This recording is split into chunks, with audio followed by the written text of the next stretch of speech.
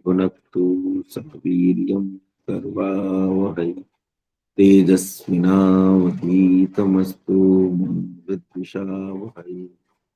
ओम शांति शांति शांति। नमस्ते पाठ। तो हम 8वें समोल्लास पे थे और 8वें समोल्लास के प्रश्न बना वो शुरू हुआ था 8वां समोल्लास। शुरू करते हैं।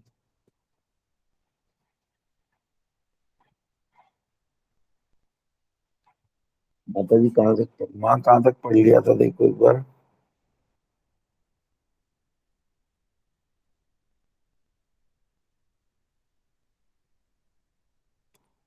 अच्छा शुरू से पढ़ो आप। माँ पढ़ो शुरू से ही 8वां समोल्लास। शायद 5 श्लोक पढ़े थे। अच्छा पढ़े थे 5, तो उसके आगे शुरू कर दो।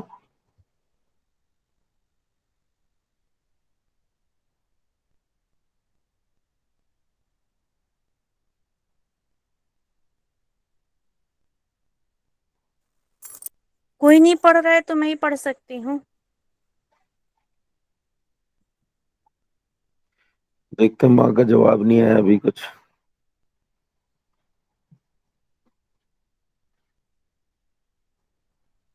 अच्छा शायद हो सकता है वो पास में ना हो। पढ़ दीजिए अब। माइक तो खुला हुआ है उनका। तो ऐसा करें कि फिर ये 5 श्लोक हो गए, 5 मंत्र हो गए, तो उनका अर्थ मैं बोल दूं। हाँ उनका अर्थ बोल दीजिए।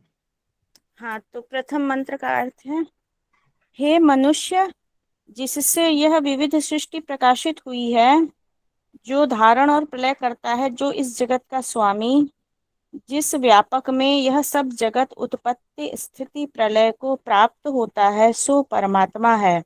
उसको तू जान और दूसरे को सृष्टिकर्ता मत मान।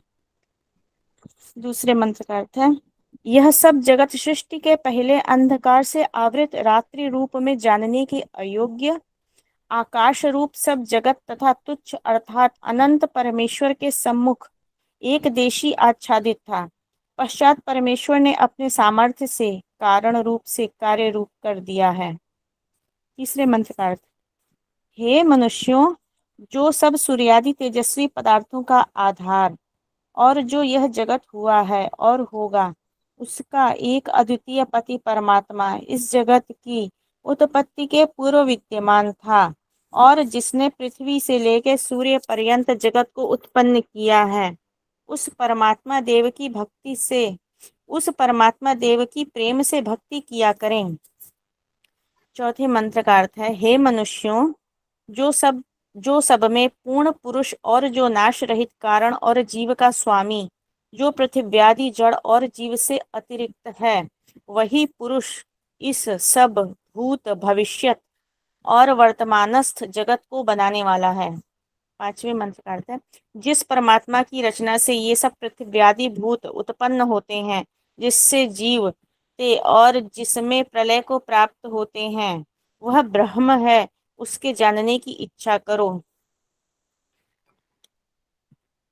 अच्छा ये 5 श्लोकों के अर्थ की मैंने व्याख्या कर दी थी सारी। एक एक मंत्र की व्याख्या कर दी थी मैंने अर्थ के साथ। आगे पढ़ो। जन्माद्यस्य यतः शारीरिक सूत्र, जिससे यह जगत का जन्म स्थिति और प्रलय होता है, वही ब्रह्म जानने योग्य है। प्रश्न, यह जगत परमेश्वर से उत्पन्न हुआ है व अन्य से? उत्तर, निमित्त कारण परमात्मा से उत्पन्न हुआ है, परंतु इसका उपादान कारण प्रकृति है। प्रश्न, क्या प्रकृति परमेश्वर ने उत्पन्न नहीं की? उत्तर, नहीं, वह अनादि है। प्रश्न, अनादि किसको कहते हैं और कितने पदार्थ अनादि हैं? उत्तर, ईश्वर, जीव और जगत का कारण, ये 3 अनादि हैं। प्रश्न, इसमें क्या प्रमाण है? उत्तर, द्वा सुपर्णा सयुजा सखाया समानं वृक्षं परिशस्व जाते, तयोरन्यः पिप्पलं स्वाद्वत्यन्नश्नन्यो अभिचाकशीति शाश्वतीभ्यः समाभ्यः।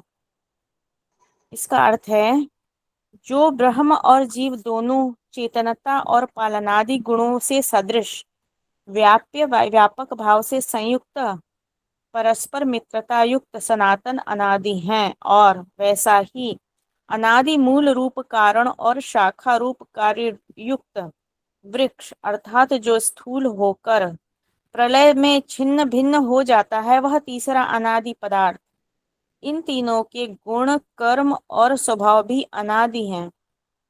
इन जीव और ब्रह्म में से एक जो जीव है, वह इस वृक्ष रूप संसार में पाप पुण्य रूप फलों को अच्छे प्रकार भोगता है, और दूसरा परमात्मा कर्मों के फलों को न भोगता हुआ चारों ओर अर्थात भीतर बाहर सर्वत्र प्रकाशमान हो रहा है। जीव से ईश्वर, ईश्वर से जीव और दोनों से प्रकृति भिन्न स्वरूप तीनों अनादि हैं। शाश्वतीभ्य समाभ्य का अर्थ है अर्थात अनादि सनातन जीव रूप प्रजा के लिए वेद द्वारा परमात्मा ने सब विद्याओं का बोध किया है।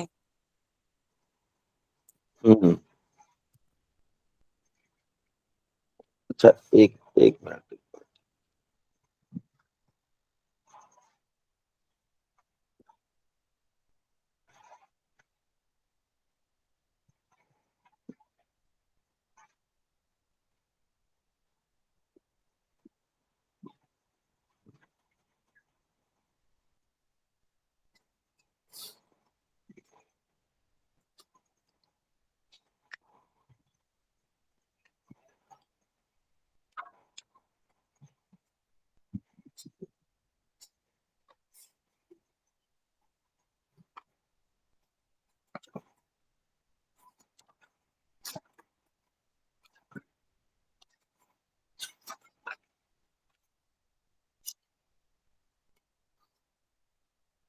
देखिए,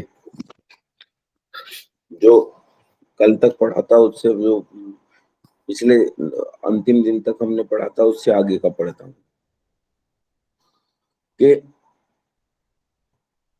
जिससे यह जगत जन्म, स्थिति और प्रलय को प्राप्त होता है, वो ब्रह्म जानने योग्य है। तो फिर प्रश्न खड़ा किया कि यह जगत परमेश्वर से उत्पन्न हुआ है या अन्य से। जहां ऋषि दयानंद उत्तर देते हैं कि यह जगत परमेश्वर से उत्पन्न जरूर हुआ है, लेकिन परमेश्वर इसका उपादान कारण नहीं है, अपितु इसका निमित्त कारण है। उपादान कारण इसे कहते हैं कि जिसमें से लेकर सामान लेकर किसी चीज को बनाया जाए। जैसे घड़े में से, जैसे मिट्टी में से मिट्टी को लेकर और घड़े को बनाया जाता है, तो मिट्टी उसका उपादान कारण है, बनाने वाला कुम्हार उसका निमित्त कारण है। प्रश्न, क्या प्रकृति परमेश्वर ने उत्पन्न नहीं की? उत्तर, नहीं, वो अनादि है। ये मूल प्रकृति जो है, सत्व रजस तमस जो है, वो अनादि है। तो अनादि किसको कहते हैं? कितने पदार्थ अनादि हैं? तो कहा ईश्वर, जीव और जगत का कारण, यानी मूल प्रकृति, ये तीन अनादि हैं। इसमें अच्छा, ये तो मैंने कर दिया था, ये सारा पढ़ लिया था ना? जी कोई आचार्य जी, बताएगा पढ़ मुझे? ये लिया सारा था। शायद हमने पढ़ लिया। आचार्य जी 174 पृष्ठ पे आ जाइए। जगत के कारण कितने होते हैं? हाँ, यहाँ तो आपकी आवाज नहीं आ रही थी माँ पहले। हाँ, मैं तो बहुत बार बोली, मेरा ऑन भी था, लेकिन आप लोगों को सुनाई नहीं दे रहा था, फिर मैंने स्विच ऑफ किया, तब जाके ठीक हुआ। हम्म तो फिर यहाँ तक हमने पढ़ लिया था। अब प्रश्न आता है जगत के कारण, तो ये सबको मिल गया ना? कहाँ तक हम पहुंच गए हैं, सब देख लीजिएगा। मिल गया। हाँ जी। हम्म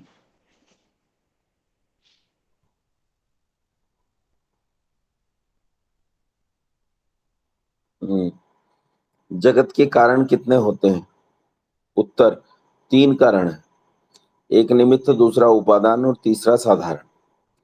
निमित्त कारण उसको कहते हैं कि जिसके बनाने से कुछ बने और न बनाने से न बने, और आप स्वयं बने नहीं और दूसरे को प्रकारांतर बना देवे। यानी प्रकारांतर मतलब दूसरे को बना देवे, एक प्रकार से दूसरे प्रकार का बना दे, स्वयं उसमें शामिल नहीं होगा, लेकिन बनाने वाला यही होगा, उसे निमित्त कारण कहते हैं।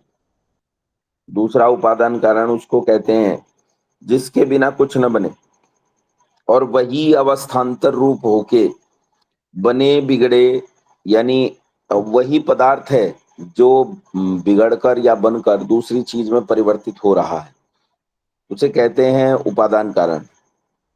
तीसरा साधारण कारण। साधारण कारण उसको कहते हैं कि जो बनाने में साधन और साधारण निमित्त हो, यानी साधारण कारण उसे कहते हैं कि जो बनाने में सहायक है, जिसकी सहायता से चीजें बनाई जा रही। निमित्त हो गया जो बनाने वाला है, उपादान जिस पदार्थ से चीज बनाई जा रही है, और साधारण कारण जिसकी सहायता से चीजें बन रही है। अब निमित्त कारण दो प्रकार के होते हैं। एक सब सृष्टि को कारण से बनाने, धारने और प्रलय करने तथा सबकी व्यवस्था करने वाला मुख्य निमित्त कारण परमात्मा, और दूसरा परमात्मा की सृष्टि में से पदार्थों को लेकर अनेकविध कार्यांतर बनाने वाला साधारण निमित्त कारण जीव, यानी जीव जो है वो साधारण निमित्त कारण है। उपादान कारण प्रकृति, परमाणु जिसको सब संसार के बनाने की सामग्री कहते हैं, वह जड़ होने से आपसे आप न बन और न बिगड़ सकती है। यानी जो प्रकृति है वो जड़ है, वो अपने आप न बन सकती है न बिगड़ सकती है, कोई ना कोई उसे सहयोग करेगा। तो यही प्रकृति जो है वो उपादान कारण है, किंतु दूसरे के बनाने से बनती और बिगाड़ने से बिगड़ती है। कहीं कहीं जड़ के निमित्त से जड़ भी बन जाता है और बिगड़ भी जाता है। जैसे परमेश्वर के रचित बीज पृथ्वी में गिरने और जल पाने से वृक्षाकार हो जाते हैं, और अग्नि आदि जड़ के संयोग से बिगड़ भी जाते हैं, परंतु इनका नियम पूर्वक बनना व बिगड़ना परमेश्वर और जीव के अधीन है। यानी अव्यवस्थित तरीके से यूं तो कुछ भी बन बिगड़ जाता है। जैसे काई लग जाती है, पड़े पड़े पानी पड़ा है कहीं, तो पानी पड़े पड़े काई लग जाती है, लेकिन वो तो अव्यवस्थित तरीके से लगती है। इसका नियम पूर्वक बनना और बिगड़ना जो है वो किसी निमित्त कारण के बिना संभव नहीं है। निमित्त कारण दो हैं, मुख्य निमित्त कारण है परमात्मा और साधारण निमित्त कारण है जीव। तो नियम पूर्वक बनना और बिगड़ना बिना निमित्त कारण के संभव नहीं है, वो इन्हीं के अधीन है। अपने आप कुछ कुछ बन जाता है, वो अव्यवस्थित है। जब कोई वस्तु बनाई जाती है तब जिन जिन साधनों से, अर्थात ज्ञान, दर्शन, बल, हाथ और नाना प्रकार के साधन और दिशा, काल, आकाश साधारण कारण है। जैसे घड़े को बनाने वाला कुम्हार निमित्त, मिट्टी उपादान, दंड, चक्र और आदि सामान्य निमित्त, दिशा, काल, आकाश, प्रकाश, आंख, हाथ, ज्ञान, क्रिया आदि निमित्त साधारण और निमित्त कारण भी होते हैं। इन तीन कारणों से बिना कोई वस्तु बन नहीं सकती और न बिगड़ सकती है। प्रश्न: नवीन वेदांती लोग केवल परमेश्वर को ही जगत का अभिन्न निमित्तोपादान कारण मानते हैं। यथोर्ण नाभि सृजते गृह्णते च, जैसे मकड़ी बाहर से कोई पदार्थ नहीं लेती, अपने ही में से तंतु निकालकर जाला बनाती है और आप ही उसमें खेलती है, वैसे ही ब्रह्म अपने में से जगत को बना, आप ही जगदाकार बन और आप ही क्रीड़ा कर रहा है। सो ब्रह्म इच्छा और कामना करता हुआ कि मैं बहुरूप अर्थात जगदाकार हो जाऊं, संकल्प मात्र से सब जगत रूप बन गया। क्योंकि आदावंते च यन्नास्ति वर्तमाने अपि तत्तथा, जो प्रथम न हो अंत में न रहे वह वर्तमान में भी नहीं, किंतु सृष्टि को आदि में जगत न था, ब्रह्म था, प्रलय के अंत में संसार न रहेगा, तो वर्तमान में सब जगत ब्रह्म क्यों नहीं। तो अब देखिए, ये कहते हैं कि जो नवीन वेदांती लोग हैं उनका मानना यह है कि कोई उपादान कारण नहीं है, कोई साधारण कारण नहीं है। इस जगत का निमित्त कारण, उपादान कारण और साधारण कारण सब परमपिता परमात्मा है। जैसे मकड़ी के भीतर से जाला निकलता रहता है, ऐसे ही यह सारा ब्रह्म, ये सारा संसार परमपिता परमात्मा के भीतर से निकलता है और अंत में परमपिता परमात्मा के भीतर ही समा जाता है। इसलिए ये सारा जगत जो आप देख रहे हैं, ये सब सारा का सारा ब्रह्म ही है, इसमें ब्रह्म के सिवाय कुछ है नहीं। क्योंकि जो पहले नहीं था अब है और बाद में नहीं रहेगा, वो जानो कि वो है ही नहीं, उसका कोई अस्तित्व नहीं है। तो ये संसार पहले नहीं था और प्रलय के बाद नहीं रहेगा, इसका मतलब है संसार नहीं है। पर ब्रह्म पहले भी था और अंत में भी रहेगा, इसलिए ब्रह्म ही वास्तविक है, ब्रह्म ही असली सत्ता है और बाकी सारी सत्ता जो है वो झूठी है। ऐसा नवीन वेदांतियों का मत है। आगे पढ़ते हैं उत्तर। जो तुम्हारे कहने के अनुसार जगत का उपादान कारण ब्रह्म होवे, तो वह परिणामी अवस्थान्तर युक्त विकारी हो जावे और उपादान कारण के गुण कर्म स्वभाव कार्य में भी आते हैं। हाँ अच्छा, आज ना हम ज्यादा नहीं पढ़ेंगे, थोड़ा पढ़ेंगे। परसों एक एक कक्षा में मैं था और वहां 12 घंटे लगातार बोल देने के कारण सुबह 8:30 बजे वो कक्षा शुरू हुई थी और मैंने अकेले ही वो पूरा शिविर लिया है। आर्यवीर दल का था, दिल्ली आर्य प्रांतीय सभा का। तो और शाम 8:30 बजे तक वो चला, तो उसके कारण 12 घंटे मैं लगातार बोलता रहा, तो मेरा गला बिल्कुल छिल गया है। वो गला बिल्कुल काम नहीं कर रहा। फिर भी मैंने सोचा था कि ज्यादा अंतर हो जाएगा, इसलिए हेमा ने कहा था कि अभी आप रहने दीजिए, लेकिन फिर मेरा मन था कि इससे गैप ज्यादा आ जाता है। मैंने कहा बोल लेंगे, तो हम थोड़ी देर करेंगे, आज ज्यादा देर में कर नहीं पाऊंगा। जैसे अभी मैं सोच रहा था, अभी बोलते बोलते कष्ट हो रहा है कंठ में, तो इसलिए जितना हो सकता है उतना करेंगे। तो यहाँ अच्छा नवीन जी, आप वेदांतियों का रेस्ट कर लो, मतलब है। कोई बात नहीं, बाद में पढ़ लेंगे। नहीं हाँ, जैसे होगा मैं तुरंत बता दूंगा कि अभी समस्या होने लगी है, ठीक है, वहीं बंद कर देंगे, लेकिन अभी जब पढ़ लेते समस्या होगी तब करेंगे, इससे अच्छा पहले से रेस्ट नहीं कर सकते? हैं। नहीं ठीक है माँ, लेकिन अभी अभी अभी चल रहा है, अभी कोई दिक्कत नहीं। चल रहा चलो है, मतलब पहले कोल्ड हो, फिर वो निमोनिया हो जाए, फिर उसका ट्रीटमेंट लो, है ना? चलो थोड़ा सा कर लेते हैं, उसके बाद अवकाश कर लेते हैं। ठीक है। तो बस थोड़ा सा ही कर लेते हैं। तो ये कह रहे हैं कि तुम्हारे कहने के अनुसार जगत का उपादान कारण यदि ब्रह्म होगा, तो वह परिणामी अवस्थान्तर युक्त विकारी हो जाए। यानी देखो, इस संसार में हम पाते हैं कि संसार में विकार है, संसार में झूठ भी है, संसार में बीमारियां हैं, संसार में रोग हैं, शोक हैं, दुख हैं। अगर परमात्मा ही संसार बन रहा है, तो इसका मतलब है परमात्मा में भी ये रोग शोक कष्ट दुख, ये सब परमात्मा में शामिल हो जाएंगे। तो कह रहे जो तुम्हारे कहने के अनुसार जगत का उपादान कारण ब्रह्म हो, तो वह परिणामी, एक तो परिणामी हो गया, ब्रह्म परिणामी नहीं होता लेकिन यह परिणामी हो गया, तो वह परिणामी अवस्थान्तर युक्त और अवस्था अवस्था में बदल जाता है। जैसे ब्रह्म को कहते हैं कि वो एक रस है, लेकिन यहाँ तो एक रस नहीं रहेगा, वो अवस्थाओं में परिवर्तित हो रहा, और फिर का विकारी हो जावे और विकारी हो जाएगा। और उपादान कारण के गुण कर्म स्वभाव कार्य में भी आ जाते हैं। देखो, जिससे चीज बनाई जाती है उसके सारे गुण उसके कार्य में भी आ जाते हैं। जैसे लोहे से बर्तन बनाते हैं, तो लोहे के सारे गुण उस बर्तन में भी रहते हैं। जैसे मिट्टी से बर्तन बनाते हैं, तो मिट्टी के सारे गुण मिट्टी के बर्तन में रहते हैं, लोहे के सारे गुण लोहे के बर्तन में रहते हैं, तांबे के सारे गुण तांबे के बर्तन में रहते हैं। तो अगर परमपिता परमात्मा से ये संसार बना है, तो फिर संसार में परमपिता परमात्मा वाले गुण होने चाहिए। लेकिन हम पाते हैं कि परमपिता परमात्मा वाले गुण संसार में नहीं है, क्योंकि ईश्वर तो सच्चिदानंद स्वरूप है, लेकिन संसार तो सारा दुख दिखाई देता है।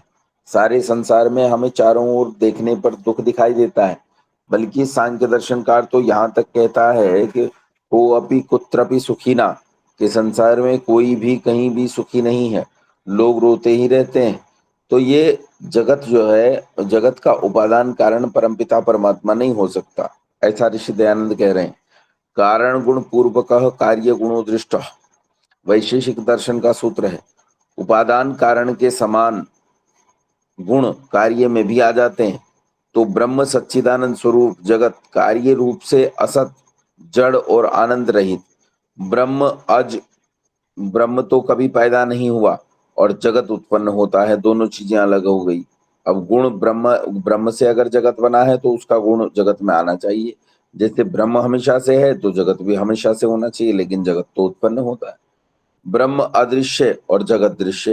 देखो ब्रह्म अदृश्य है, ब्रह्म दिखाई नहीं देता, लेकिन जगत दृश्य है। अगर जगत ब्रह्म से बना है तो ये भी अदृश्य होना चाहिए, लेकिन ऐसा तो नहीं है।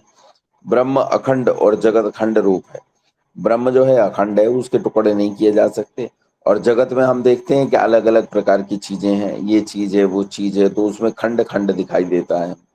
तो जो ब्रह्म से पृथ्वी आदि कार्य रूप होवे, तो पृथ्वी आदि कार्य के जड़ आदि गुण ब्रह्म में भी होने चाहिए। जैसे पृथ्वी आदि जड़ है, वैसे ब्रह्म भी जड़ हो जाए। जैसे परमेश्वर चेतन है, जैसा परमेश्वर चेतन है, यानी हम देखते हैं कि अगर जैसे ये घड़ा है, घड़ा टूट के मिट्टी बनेगा, तो उस घड़े के गुण मिट्टी में दिखाई देते हैं, क्योंकि घड़ा मिट्टी ही तो था। तो अगर संसार जैसा है यही ब्रह्म में लय हो जाएगा, तो फिर ब्रह्म में भी वो दिखना चाहिए। जैसे जगत जड़ है, लेकिन परमात्मा तो चेतन है, परमात्मा तो जड़ नहीं है। अगर परमात्मा से ही संसार बना है तो परमात्मा भी जड़ होना चाहिए, लेकिन ऐसा है नहीं। और जो मकड़ी का दृष्टांत तुमने दिया, वो तुम्हारे मत का साधक नहीं किंतु विरोधी है, क्योंकि वह जड़ रूप शरीर तंतु का उपादान और जीवात्मा निमित्त कारण है। वह भी परमात्मा को अद्भुत रचना का प्रभाव है, क्योंकि अन्य जंतु के शरीर से तंतु नहीं निकल सकता। वैसा ही व्यापक ब्रह्म ने अपने भीतर व्याप्य प्रकृति और परमाणु कारण से स्थूल जगत को बनाकर बाहर स्थूल रूप कर आप उसी में व्यापक होके साक्षीभूत आनंदमय हो रहा। बोले भाई मकड़ी का जो दृष्टांत तुमने दिया है, वो दृष्टांत भी तुम्हारा गलत है, क्योंकि देखो मकड़ी में तो हमारा वाला ही ठीक हो रहा है। मकड़ी बनाने वाली है, और मकड़ी के भीतर जो पदार्थ रखा है उस पदार्थ से जाला बन रहा है, यानी उपादान कारण उसका वो पदार्थ हो गया जो मकड़ी के भीतर रखा है। लेकिन वो पदार्थ मकड़ी नहीं है, वो पदार्थ अलग है, तो वो उसका उपादान कारण हो गया, और साधारण कारण अन्य हो जाएंगे। तो यह तो हमारे मत का साधक है, तुम्हारे मत का नहीं। और जो परमात्मा ने ईक्षण अर्थात दर्शन विचार और कामना की कि मैं सब जगत को बनाकर प्रसिद्ध हो जाऊं, अर्थात सब जगत उत्पन्न होता है तभी जीवों के विचार ज्ञान ध्यान उपदेश श्रवण में परमेश्वर प्रसिद्ध और बहुत स्थूल पदार्थों से सवर्तमान होता है। जब प्रलय होता है तब परमेश्वर मुक्त जीवों को छोड़ के उसको कोई नहीं जानता। तो प्रसिद्ध का मतलब होता है जानना। प्रसिद्ध का मतलब यहाँ वो नहीं जैसे संसार में प्रसिद्धि होती है। अभी तो प्रसिद्ध का मतलब है जैसे कोई वस्तु पहले अंधेरे में पड़ी थी, अचानक वो मेरी जानकारी में आ गई कि ये वस्तु है, तो वस्तु मेरे लिए प्रसिद्ध हो गई, ये मतलब है। तो ईश्वर को कोई नहीं जानता, लेकिन जब जगत बन जाता है तो जगत के बनने के बाद जब जीव संसार में कार्य करने लगता है तो उस जीव के ज्ञान में ईश्वर प्रसिद्ध हो जाता है, यानी वो ईश्वर को जान जाता है। लेकिन जब प्रलय होती है तो मुक्त जीवों के अलावा संसार में उसे कोई नहीं जानता। अन्य जीव तो लगभग सुषुप्ति अवस्था में होते हैं, तो उनका जानना न जानना नहीं बनता। यानी फिर से पढ़ लेते हैं इस पैराग्राफ को। और जो परमात्मा ने ईक्षण अर्थात दर्शन विचार और कामना की, देखो परमात्मा की कामना को ईक्षण कहा, यानी हम जो इच्छा करते हैं वैसी इच्छा परमात्मा में नहीं है। परमात्मा का स्वभाव ही उसकी इच्छा है। तो परमात्मा ने ईक्षण अर्थात दर्शन विचार और कामना की कि मैं सब जगत को बनाकर प्रसिद्ध जी ईक्षण का मतलब क्या होता है? इच्छा। ईक्षण का मतलब है ईश्वर की इच्छा। और ईश्वर की इच्छा क्या है? ईश्वर की इच्छा उसका स्वभाव है।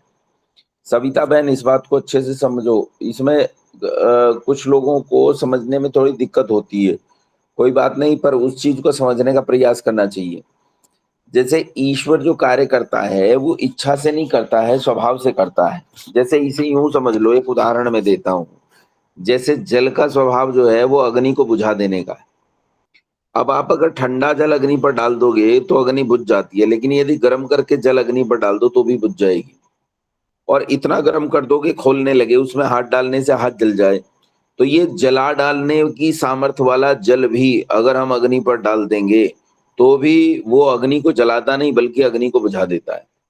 अब कोई कहे कि जल इच्छा से इस कार्य को कर रहा है, तो जल इच्छा से इस कार्य को नहीं कर रहा, अपितु ये जल का स्वभाव है। जल का स्वभाव है शीतलता, और उसके स्वभाव के कारण कार्य हो रहा है। इसी तरह परमपिता परमात्मा के स्वभाव के कारण जब कार्य होता है तो इसे ईश्वर का ईक्षण कहते हैं। ये इच्छा से नहीं हो रहा है, ये उसके स्वभाव के कारण जो कार्य उसके भीतर छिपा हुआ है वो कार्य प्रकट हो रहा है, इसे ईक्षण कहा जाता है। ठीक है, समझ में आया? जी, जैसे करेले का स्वभाव कड़वा, वैसे। हाँ, करेले का स्वभाव कड़वा है, तो करेला जानबूझ के तुम्हारे मुंह को कड़वा नहीं कर रहा है। करेला मुंह में जाएगा तो कड़वा होगा ही होगा।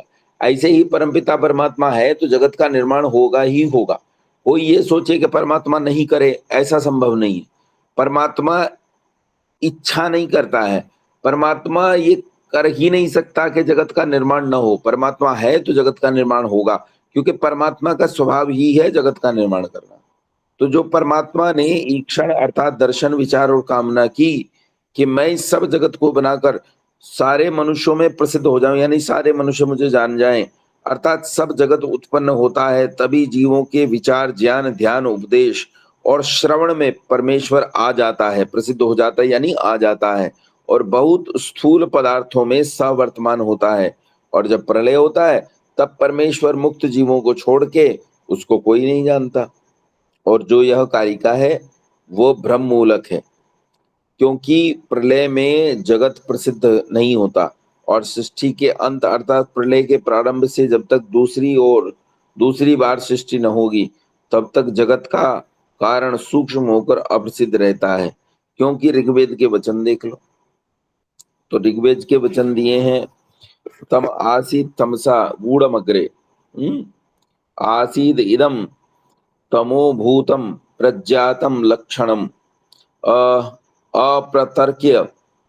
अप्रतर्क्यम विज्ञेयम प्रसुप्तमिव सर्वतः। वह सब जगत सृष्टि के पहले प्रलय में अंधकार से आवृत आच्छादित था, और प्रलयारंभ के पश्चात भी वैसा ही हो जाएगा। उस समय न किसी के जानने और न तर्क में लाने न प्रसिद्ध चिन्हों से युक्त इंद्रियों से जानने योग्य था और न होगा। अर्थात वर्तमान में जाना जाता है, और प्रसिद्ध चिन्हों से युक्त जानने योग्य अब वर्तमान में तो है ना, यथावत उपलब्ध है। पुनः उस कारिकाकार ने वर्तमान में भी जगत का अभाव लिखा, सो सर्वथा अप्रमाण है, क्योंकि जिसको प्रमाता प्रमाणों से जानता और प्राप्त होता है वह अन्यथा कभी नहीं हो सकता। तो यहाँ इसका मतलब ये है कि ब्रह्म जो है वो जगत का उपादान कारण नहीं है, निमित्त कारण है। ये नवीन वेदांती कहना चाहते हैं कि जगत का उपादान कारण भी परमपिता परमात्मा है। तो यहाँ इसका खंडन किया गया है। अगला प्रश्न होगा, लेकिन अगला प्रश्न कल करेंगे। ये प्रमाता मतलब, क्योंकि जिसको प्रमाता का मतलब इसमें ऐसा होता है कि एक तो होता है प्रमाण, हाँ जी, एक होता है प्रमेय। हाँ, प्रमाण से जिसकी सिद्धि हो उसे कहते हैं प्रमेय। प्रमाण हाँ, वो हो ही गया जो सिद्धि कर रहा है, और प्रमाता यानी वो जो सिद्धि प्रमाण करने के वाला। आधार पर प्रमेय की सिद्धि करने वाला है। ठीक है, ठीक है, जैसे मैं गवाह हूँ, मैं कचहरी में गया तो मैं तो हो गया प्रमाण। ठीक है, और जिस अपराध की सिद्धि मेरे द्वारा की जा रही है, मुझ प्रमाण के द्वारा जिस अपराध की सिद्धि हो रही है वो हो गया प्रमेय।